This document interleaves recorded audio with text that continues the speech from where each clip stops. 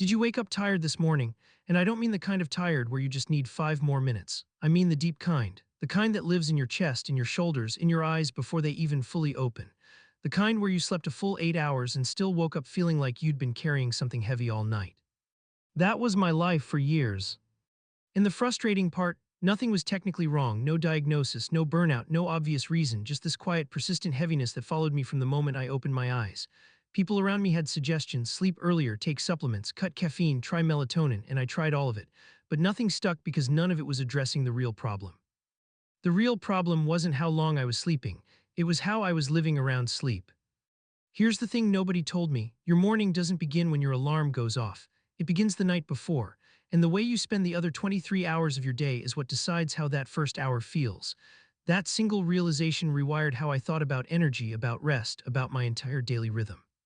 So I stopped chasing shortcuts, I stopped buying things and downloading apps, and I started rebuilding something older and quieter instead. 4 habits, no gadgets, no expensive protocols, just a return to the way the human body was actually designed to function.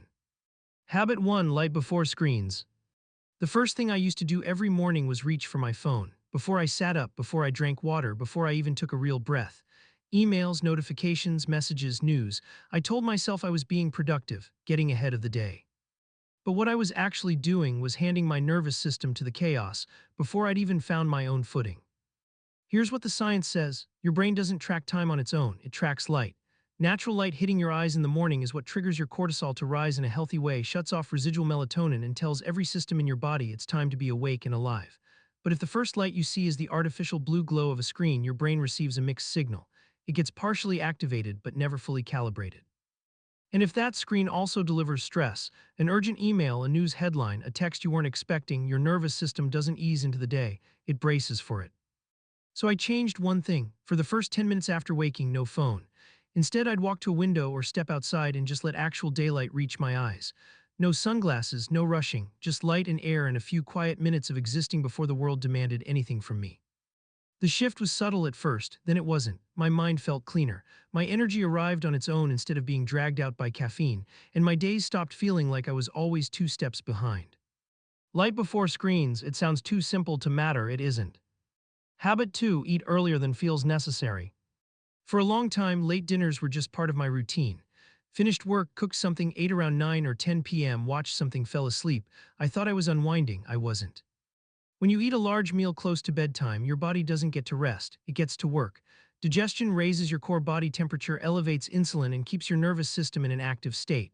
For deep, restorative sleep to happen, your body needs the opposite: lower temperature, stable blood sugar, and nothing left to process. I was lying in bed, but metabolically I was still at the dinner table. So I shifted dinner to 6:30 p.m. earlier than felt comfortable, earlier than anyone around me was doing, but something changed almost immediately.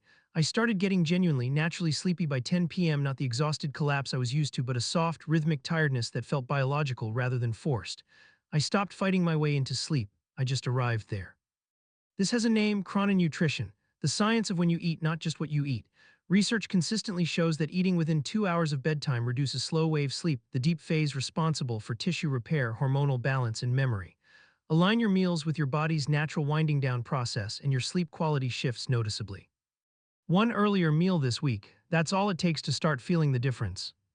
Habit 3: Slow the night before it speeds you up.